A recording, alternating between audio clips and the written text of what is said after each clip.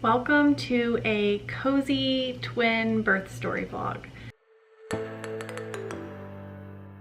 I have been wanting to tell this story for a while now. My twins are 2, so it's been a while since I had them. When I first had them, I just really, I went through it. This story is a positive one, so there are certainly some ups and downs, as there always can be with pregnancy, and especially with a twin pregnancy, right? That's always a little more complicated. If you have any triggers for things like miscarriage or anything like that for previous pregnancies, then this may not be something that you want to watch. But ultimately, the outcome is positive. I have 2 beautiful 2-year-old boys, and this is just my story and what I went through. I kind of just didn't feel like sharing it for a really long time, but then recently I started thinking about how when I was pregnant, I was looking for very specific things. I was looking for vlogs or videos on very specific things that were happening to me or that had happened to me, and I couldn't find any. There weren't that many out there. So I thought, I'm gonna sit down and just tell my story, and maybe it will help somebody else. So I'm gonna go through everything in chronological order. I wanna go all the way back to October 1st, 2021, when I found out that I was pregnant the first time. So when I got pregnant in October of 2021, I was still on the pill. I was on the mini pill.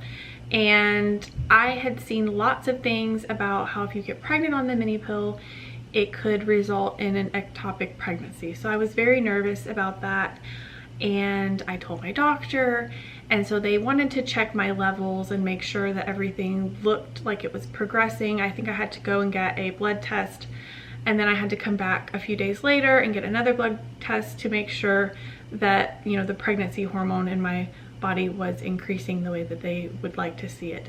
And everything looked good, and I got the okay, you know, everything looks fine from that standpoint. I was on the mini pill, the type of birth control that you can take while you are still breastfeeding.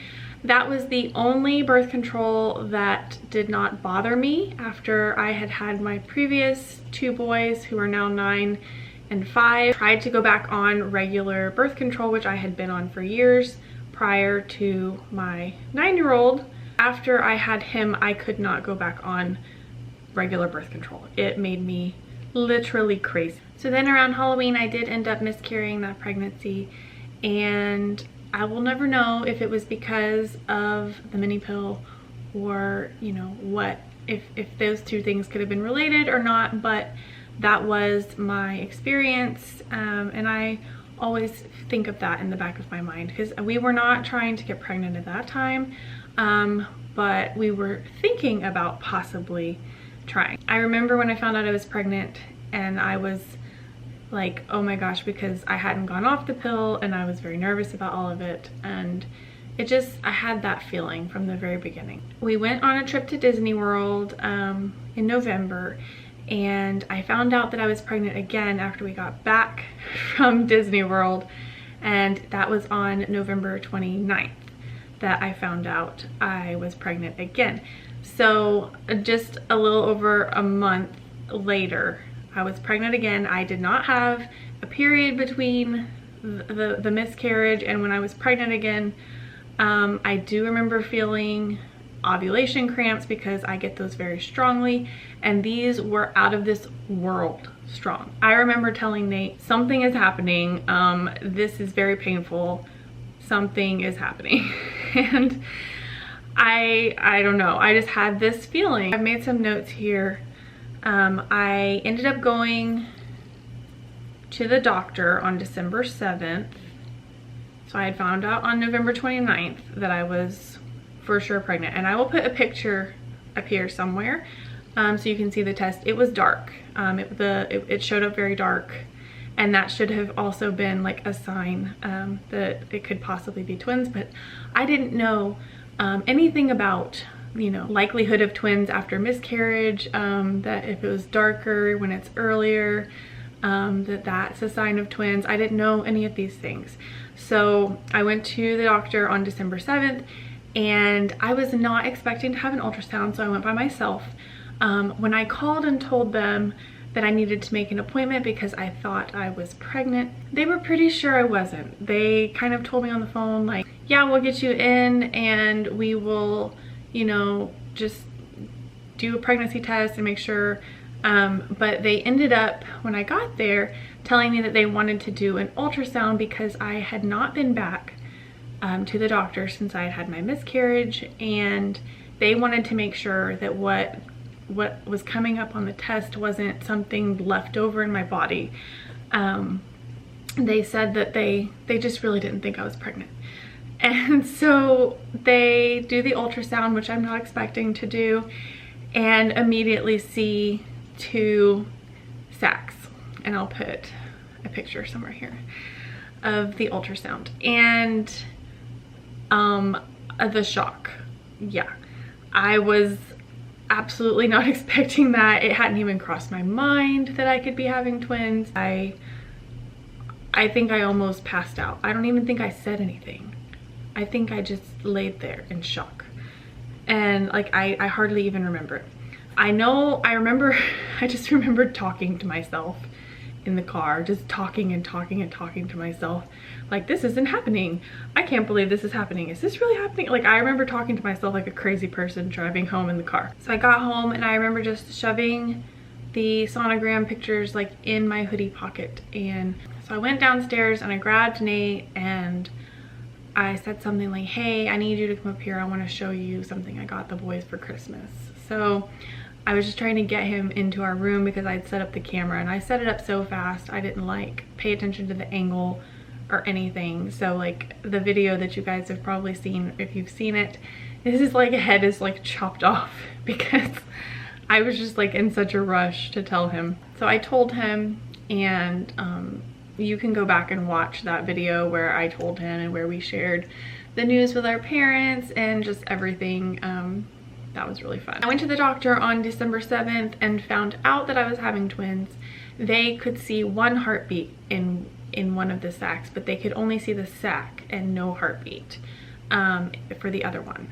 So they told me that we were gonna have to wait a couple weeks, that probably one of the babies was just a little bit behind in growth, and so we just couldn't see the heartbeat yet. So it was a toss-up of, you know, was there 1 twin there and now there's not, or is it just a little bit behind on growth and we just can't see it yet? So that's what ended up being the case. I went back on the 21st and they could see both heartbeats, and so it was confirmed that I was in fact having twins, and that was just the craziest thing ever. I still, like, to this day, I have 2 two-year-olds and I'm in shock. So all of that all happened, you know, and then on February 1st, I found out that they were both boys. I did the Natera, it's Panorama by Natera. That is the test that you can do if you're having twins. You've probably seen a lot about Sneak Peek, but at least when I did it, Sneak Peek could not tell you both twins. I think if you were having boys, it would say both were boys, but it couldn't decipher like if you were having a boy and a girl. Or you know, so Natera was the only place that could do it and tell you all about the twins. So I will put a little picture of my test results up here and you can see that. It took a few weeks after I had my test done. I had all the blood taken and everything for it, and it had to be sent off. It took a while for that to come back.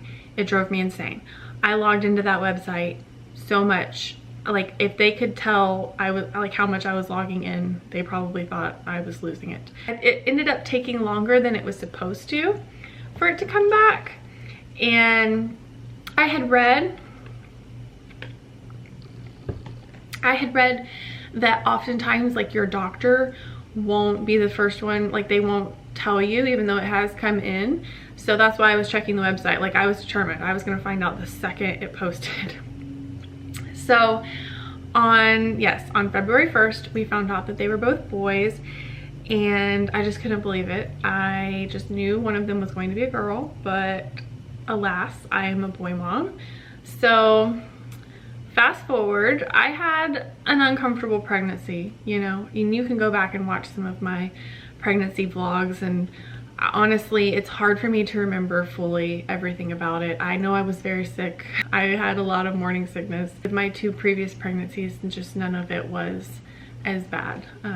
This was definitely much worse. I ended up going into preterm labor at 33 weeks, which I also posted a vlog on, and then I'm pretty sure after that I never posted again about pregnancy or anything that I remember.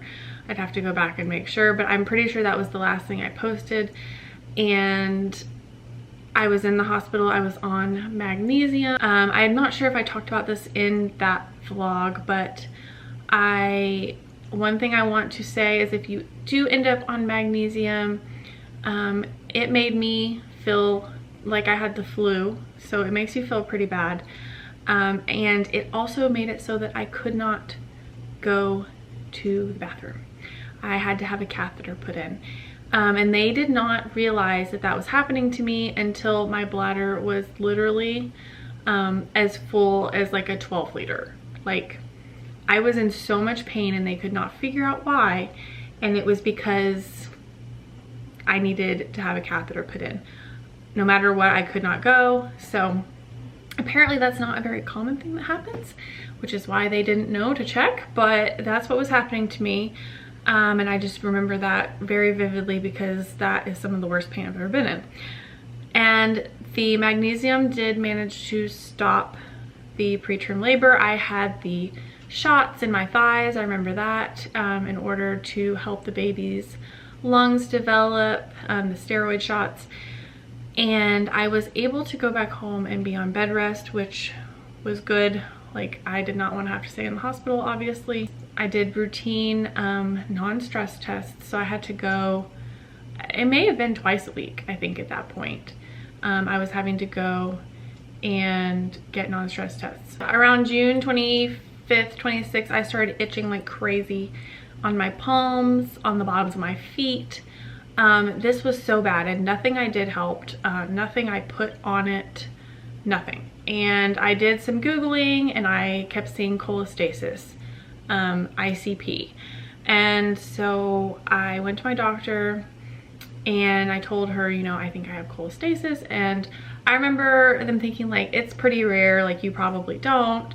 But they went ahead and did the tests and my bile acids ended up coming back really high. I don't remember the exact numbers anymore. My levels were pretty high. So I ended up having to go on ursodiol, which is a medication to lower the bile acid. And so this is, you can Google it. I'm not gonna go all into cholestasis. If you have it, or if you have had it, you know what it is, and you might have looked for a video and found this one to get an idea of the outcome. But for me, I was really itchy, and the ursodiol did help a little bit, but it did not cure the itchiness. I know I ended up putting like icy hot type, like a roll-on myself, and that helped a little bit. But for the most part, I don't remember anything helping me. And I know that's not like what you want to hear if you're here because you're looking for help with it right this minute. But what I will say is I had planned with my doctor to have a scheduled C-section at 37 weeks because of the cholestasis.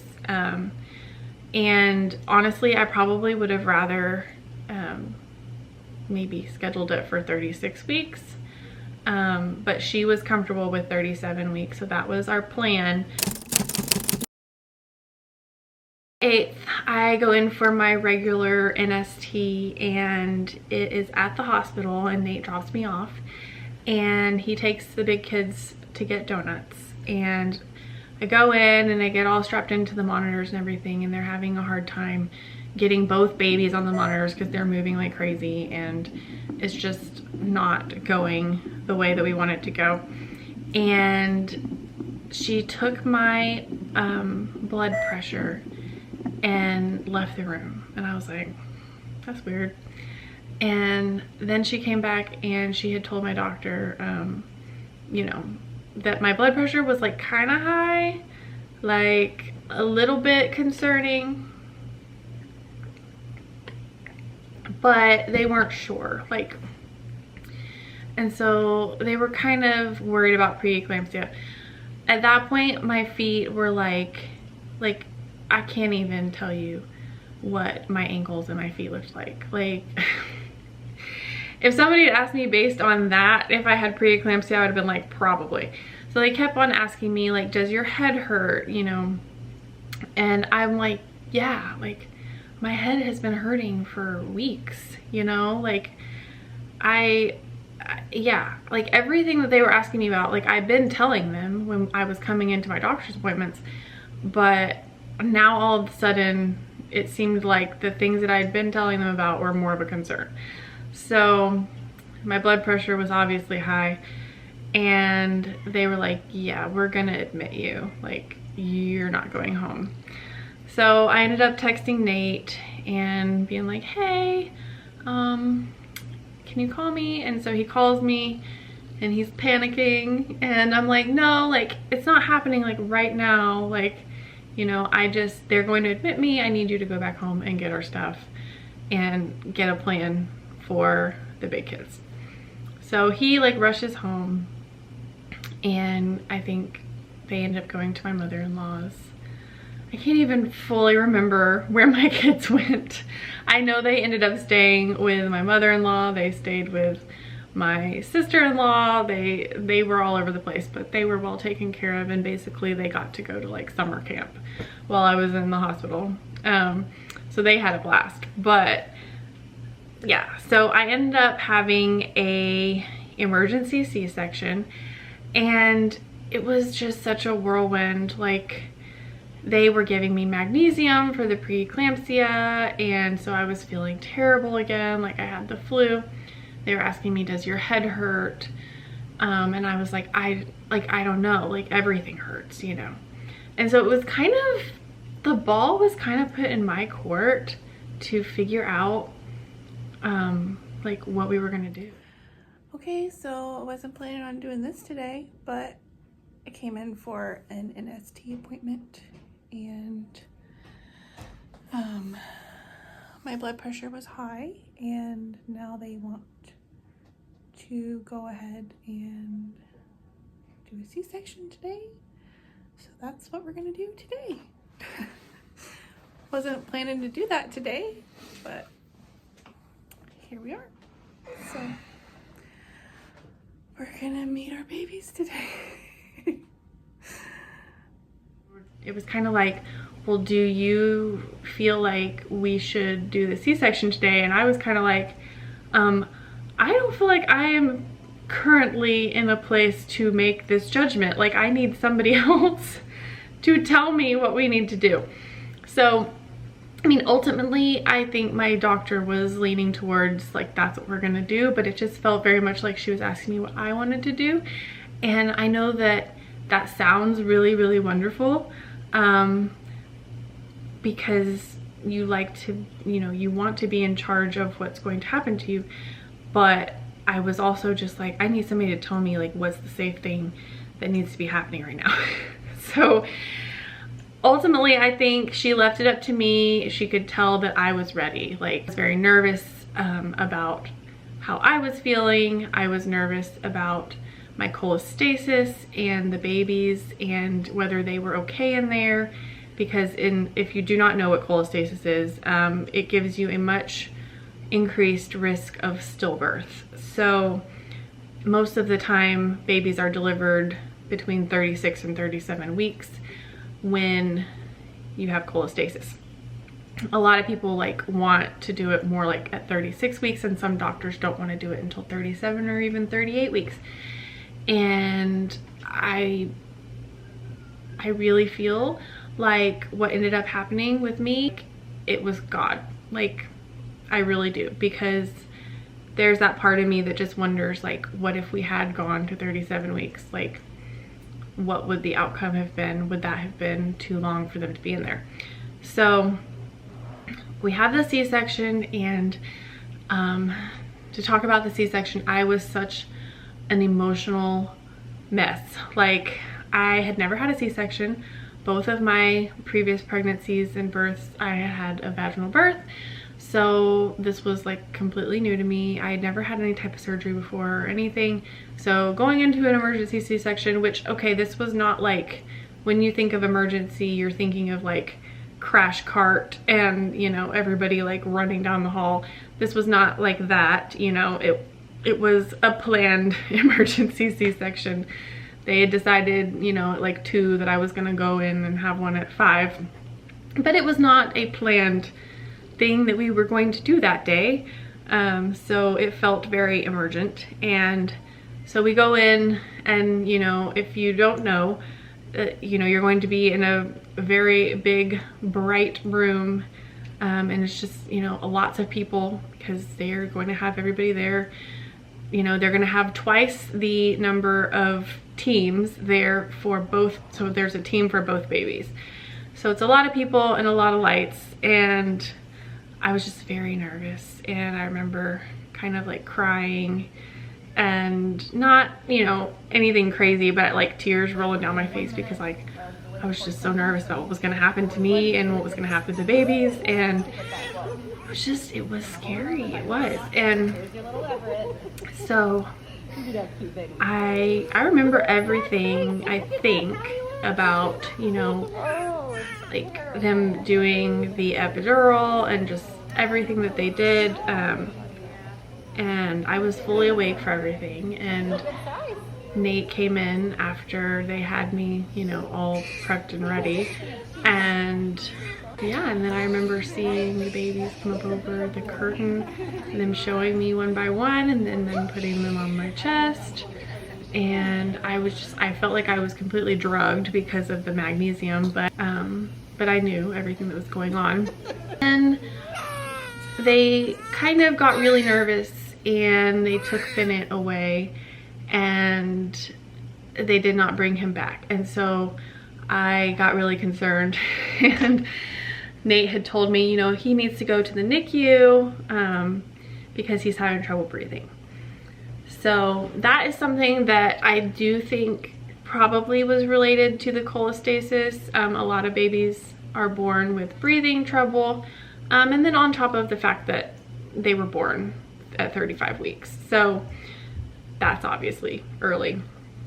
But Everett was, my baby A, Everett was 5 pounds and 10 ounces, and Bennett was actually 6 pounds and 14 ounces, baby B, and they were both breech, like butt first out, you know, like they were in there in the weirdest way, and they flip-flopped so many different times, but they never went head down. I don't think once. That was never a position they were ever in. So yeah, so Bennett ended up going to the NICU, and I saw him the next day, which is kind of funny because it's funny how your memory works. I remember going back to our room after I had my C-section, and I had Everett with me, and Bennett was in the NICU, but I thought that I didn't see Bennett again for like 2 days. And so I carried this really I carried this like guilt for quite a while about how I didn't see my baby again for like 2 days. And that absolutely did not happen. I went back and looked at pictures, and there is a time-stamped picture, and I remember being there and seeing him, but I thought in my mind that that was 2 days later. So like the magnesium had me so messed up that I just like, all my memories are very weird, like as far as time goes. I remember what happened, but the timeline feels very different than what actually happened. I ended up seeing Bennett the next day. They apparently wheeled me in there, and I was in so much pain, and I just remember being in so much pain and like looking at him you know, in the NICU and feeling all of the feelings that you can imagine you would feel. Went back and I, you know, took care of Everett, and it felt very much like I had only had one baby. It was very, very weird, and I don't think I fully let myself like feel it. I just focused on my baby that I had there with me, and I was trying to nurse him and everything, but he was very tiny and we thought he was nursing well, but he really wasn't. So let's get into that. I had preemie babies and I was trying to nurse, and that just was not going well. And I had not experienced that before. I had nursed both of my babies prior to that, and I, you know, had planned to nurse these babies as well. But I was very much like, I know, like, nursing twins is gonna be hard and I'm gonna need some help. So I was not against formula in any way. I definitely wanted to supplement if, you know, if that's what I needed to do, because I was absolutely not putting that pressure on myself. I nursed Everett as much as I could, well, tried to nurse him. And then we did end up supplementing some, and I sent milk to the NICU when a little bit of my colostrum came in, and I did as much as I could. I pumped and I pumped, and I did get quite a bit, but it was very hard to nurse them because they were just so tiny. And when I did go to see Bennett again on the 11th, I think I didn't see him for a day. I think, looking back at everything, I didn't see him on the 10th. I went back on the 11th. I was in so much pain. So I know there are so many people who have C-sections and then and they say they had an easy recovery and everything. I used the binder. I did everything that you're supposed to do. I used the high-waisted like binding underwear that I got on Amazon, which those were a lifesaver. I loved those. But I was in more pain than I was ready for. So if there is anyone who tells you that a C-section is the easy way out, let me just tell you, no, it is not. Just wondering if they were trying really hard to get them out quicker once they got in there, and that's why I just had so much pain after my C-section. I'd never been on strong pain medicine before, but I was like, you gotta give it to me. Like, I couldn't handle it, and I can handle pain. I swear this is a positive birth story. It's something that's been hard for me to tell, but like ultimately the outcome is good. So we left the hospital on July 12th and we went back as much as we possibly could. You know, we had a baby at home with us already and 2 other boys, and we had family that came over and helped us as much as they possibly could. There were a lot of COVID restrictions still, so like only Nate or I could come, and I can't remember if we were not both allowed to come in there at the same time, or if he had just dropped me off and drove around with the kids in the van because we had all of them. I think that was more what it was. We had all the kids with us, poor Nate. So he would drop me off and I would go in and sit with Bennett for an hour or so while he literally just drove around with all the kids in the van, like for 30 minutes or so. I guess it was more like 30 minutes. So I would get very limited time with Bennett, and I would try to nurse him while I was there. And I remember the very first time I tried to nurse him in the NICU, and he took right to it. And that was an amazing thing. So if you are worried about your baby in the NICU and not being able to nurse, you know, you never know. I hope my story is something positive. I mean, of course, there's all different types of reasons why that might not happen for you, but for me, it did happen. He was able to nurse, and we are actually still nursing. I nurse them still at bedtime and at nap time. So we left the hospital on July 12th and we ended up bringing Bennett home on July 23rd. So that is pretty much my entire birth story. I feel like I just rambled on forever. I want to know what questions you have. If you have any questions for me, I have two beautiful, healthy 2-year-old boys. Bennett did end up needing a helmet because that poor thing had a cone head. He really got squished in the womb. I did everything I could to keep him off of that side of his head, but he would always lay on that side of his head, and like no matter what positions I did, he still laid on it, and it was already that way when he came out. So he ended up needing a helmet, and now he has a fully round head. So if you're worried about any of these things that just plague us from the very beginning, I hope that I'm a positive story that, like, yes, those things were hard. We went through some hard stuff, but it all turned out okay. If you are finding yourself maybe pregnant with twins and you're wondering like what's going to happen, I completely understand where you're coming from. So all of that to say, I hope that this eases some of your worries if maybe you are currently pregnant with twins, or maybe you have cholestasis, or and what else, preeclampsia and magnesium. Those things are definitely hard to go through, but all of that turned out okay for me. I did have to take blood pressure medication for a little bit, but when everything went back to normal. Cholestasis is definitely difficult. If you are itchy, make sure you get that test done and test your levels, and advocate for yourself. You definitely have to have an earlier delivery if you have that. But obviously I am not a medical professional. This is just my personal opinion. And NICU time is hard. If you end up having a baby in the NICU, does not matter if it's 1 day, 20 days, 100 days, however long your babies are in the NICU, it feels like a year. It feels like an eternity.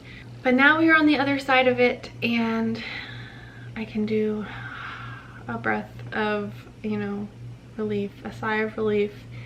And I just really hope that some part of this is helpful to you. And if you have any questions, please let me know. And thank you so much for watching. Bye.